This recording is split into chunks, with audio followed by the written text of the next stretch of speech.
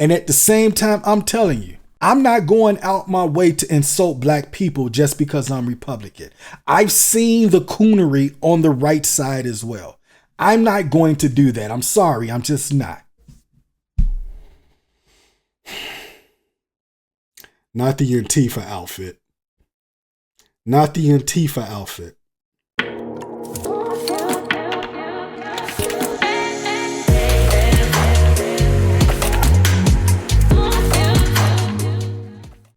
It looks like we got some Republican candidates running for governor in 2026. I'm just hoping it's not a repeat of Bruce Rauner. Let's see.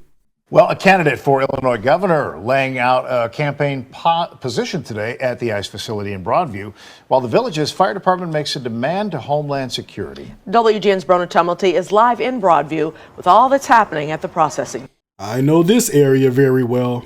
Broadview is literally up the street from me. It's a hop, skip, and a jump for me. So many of you know I live in Illinois. I don't live in Chicago, but I live right outside the city of Chicago, right out the limits. So, but I'm in Chicago almost on a daily basis. So, you know, but it's where I'm from. I'm very intimately familiar with Chicago, specifically north, west side, some of the south side of Chicago. I'm very, very familiar with the city of Chicago. I love Chicago. I just feel like it needs to be some improvement and we need to do better. Hi, Brona. Good evening, guys. Things have been largely peaceful here, but very busy. A press conference even happening. Oh, I love the accent. Oh, I don't know if that's Irish or Scottish. Oh, I love the accent. Oh, that accent is getting me. I love it. This morning in the middle of the street, held by somebody hoping to be in the running for governor next year. I feel like I want to get a Guinness now. I don't drink, but I feel like I want to go buy some Guinness now. Top legislative priority will be to repeal the sanctuary state law. Oh, let's get it. Let's get it. My man. First thing on the agenda. I'm going to be honest, though. You're going to have an uphill battle. Yes, you are. You're going to have an uphill battle. You're going to need way more Republican presence over there in the House and the Senate of Congress for Illinois. You're going to need some Republican presence over there. Seriously, because it's very little to none. And a lot of the ones that are there are old establishment, like just super old establishment. I mean, they're still stuck in the 90s with their mode of thinking. Like, you're going to have some work on your hand. But if you can pull it off, I would love to see it, because sanctuary city status, I'm telling you, if you pull that off, the political landscape of Chicago would change overnight. And in doing so, restore equal justice under the law in Illinois. Ted Dabrowski, who's... Chicago flips red is in the hole. Yes, sir. I love to see it. I love to see it. Shout out to Chicago Flips Red. One of my favorite movements that took place after the 2024 election. Danny C. Zole. I don't know if I'm saying your name correctly. I apologize if I'm saying it incorrectly. Please, somebody correct me in the comment section. But I believe it's Zole. Zole, Danny C., Chicago Flips Red. Yes, Chicago conservative, all of you guys. I like to see it.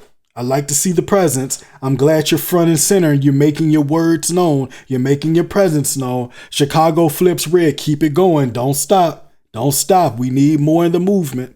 Hoping to win the Republican nomination for governor, showing up outside the Broadview ICE facility today, holding a press conference about rescinding sanctuary city status across the state if elected. Now, let me say really quickly, I am not alluded to the fact that people are using what's happening with ICE over in Broadview as political currency. I'm not alluded. It is not lost on me that I'm not sure who this is. I don't know his name. I'll find out in research.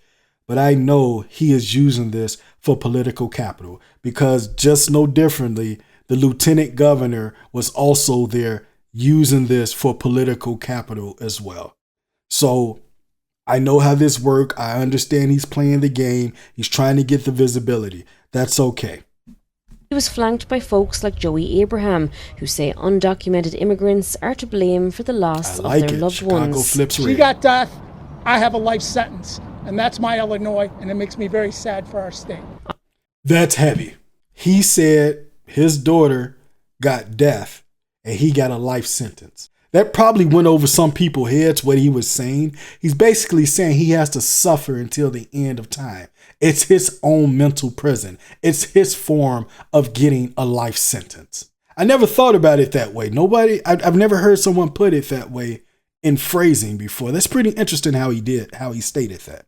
ICE has previously stated its midway blitz operation targeting illegal immigration in the Chicago area is in honour of Katie Abraham. Investigators have said the person accused in her death is a Guatemalan national who'd been using a Mexican alias and now faces numerous charges. Get him out. Get him out. Pokemon, gotta catch them all. Get them out. You guys think ICE is intense right now? I'm telling you. Let Stephen Miller take over the reins. You think Trump is a deportist. This guy is a different level. He would have them all gone probably by tomorrow morning. I know I'm being facetious when I say that, but I'm just telling you. Trump is not the deportist the way you think he is. Today's event was stationed right next to a small group of protesters, a now common sight on Beach Street. I don't get in the middle of the altercation. I just... Not the Antifa outfit. Not the Antifa outfit.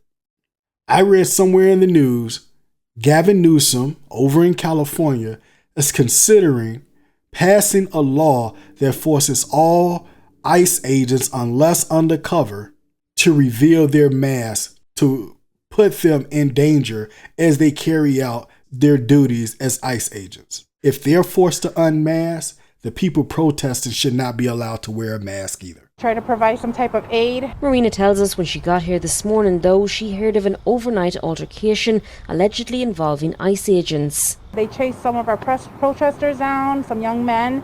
They detained one of them. They got in our tent, stole some water, some of our... And there it is.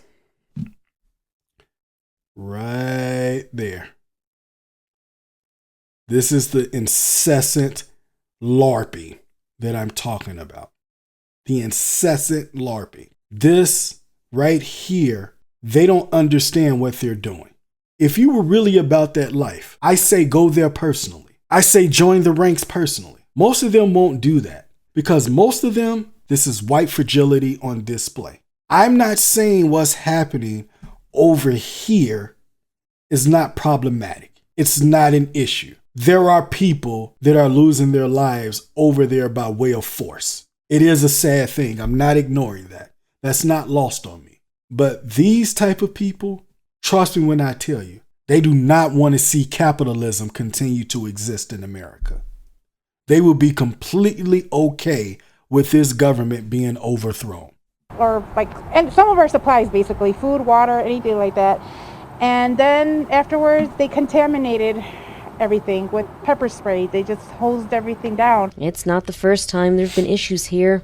How do we get to the place where we made police become the supervillains? Yes, there was a time where they were completely out of control. They were completely chaotic. They were completely rampant, especially in the black and brown neighborhoods all through the 60s, 70s, 80s, and 90s. I could tell you some stories in the 90s. Matter of fact, anyone that's from Chicago, that's a millennial, that's from around the way are going to know exactly what I'm talking about when I say this. Who remembers when the cops that were dirty would take you over on Lake Street on the west side of Chicago, specifically not far from the United Center? You know exactly what I'm talking about. You know exactly what happened over there. I will not go any further. I remember those days, and you had to be from Chicago to know exactly what I'm talking about, specifically the west side of Chicago. And I'm sure if it happened on the west side, it happened on the south side. But I know this was a fact. It was a completely quiet, kept secret amongst many teenage youth as millennials back in the 90s when we were growing up. The other place that would happen was Cabrini Green. And I'm purposefully obfuscating certain details. But if a one cop car pulled up on you back in the 90s and 5 minutes later, 4 other cars came up behind you in those particular 2 areas, you knew what it was. The scene Friday night as clashes erupted in tear gas. Since then, a fence has gone up around the property, but the Broadview Fire Department isn't happy about it, saying it's been erected illegally without a permit, and in a statement add in part that the barrier is currently blocking Broadview Fire Department access to that road. In case of fire or other emergencies at businesses located on that street, Broadview Fire apparatus would be unable to use the road to access these businesses. Now, if you're peering through that fence here, you can see there is an armoured vehicle on the far end of the street, and throughout the course of the day there have been armed guards around it as well. Now, the fire department has been on scene at least twice today. They've also... I love this accent. This accent is sending me to the next stratosphere. It is complete single target damage. I am loving this accent. Seriously. We're told reached out to DHS about the fence, but as you can see right behind me here, it is very much still standing. We're live in Broadview.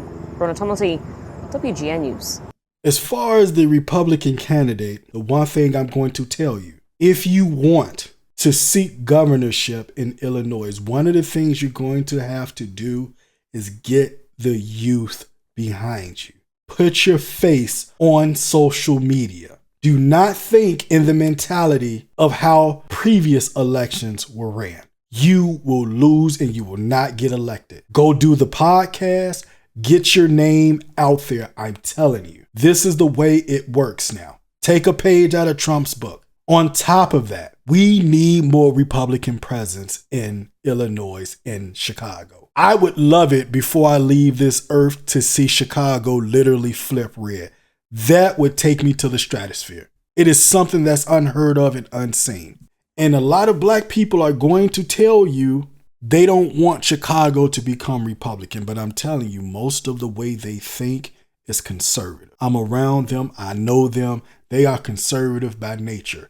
The reason why they are apprehensive about the Republican Party because of what they feel is the racist element. I'm not going to say it's completely eliminated.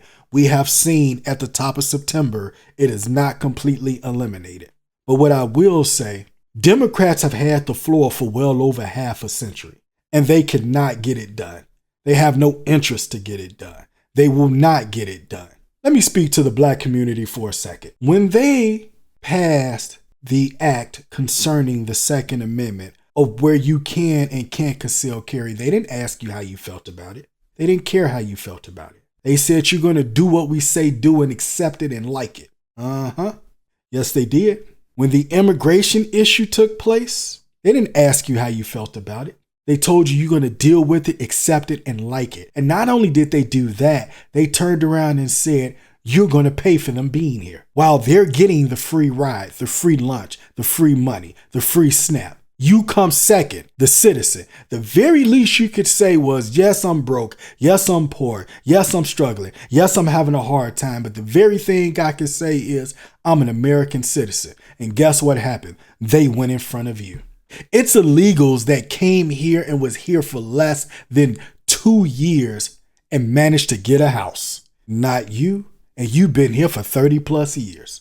And now they're talking about enacting granny flats. For those of you that don't know, I'm going to do a video on granny flats that they're talking about passing as law in Chicago. Long story short, what that means is people can elect, also aldermen can elect to have their basements in their homes, citizens as well, converted into apartments, attics as well. So they're claiming they will fix the housing crisis that exists in Chicago that's causing the housing to inflate to such astronomical prices. Because if you have more people living in the houses, then people have places to live. So now you can't keep boosting the price and you could bring the cost of living down. Not true.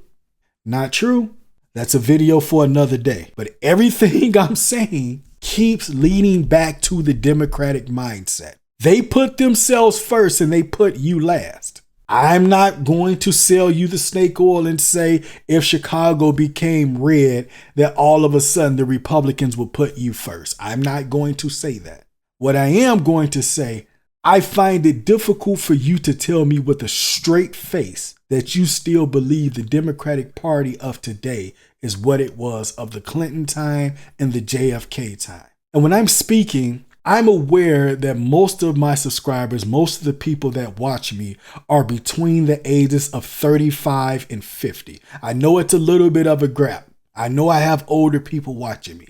But what I am going to say, for this to work, for us to get a Republican governor, because I don't want to repeat a Bruce Rauner, because he was a complete letdown. To get some new blood in here, to get some Republican blood in here, we're going to have to get the youth involved. And at the same time, I'm telling you, I'm not going out my way to insult black people just because I'm Republican. I've seen the coonery on the right side as well. I'm not going to do that. I'm sorry, I'm just not. I still like going to the cookout. I still like the electric slide. Yes, I do. I'm just not going to put down black people and make it seem like we're the only ones with the problem. No, I'm not going out my way to do that. We do have a problem. We do have an issue that does need to be corrected. But I'm not going extreme out of my way to make us look bad, because at the end of the day, I'm going to be honest with you. If the Republicans step over that line, I'll leave the party too. I won't go back to the left. I'll go independent. But if they get too extreme for me, I'll leave there too, because I'm not going to have blind allegiance to the party. We still have to have the ability of discernment in order to maintain the party. And at the same time, we have to call out the BS when it's there. Like, share, comment, subscribe. Guys, I catch you on the next one. Thanks for taking that ride with me as I shared my thoughts. Jump in the comments section. Let me know how you feel about it. If you have any suggestions or reactions that you want me to react to, check the details in the video. Email me at the email provided. I'll catch you in the next one. It's about to get hot.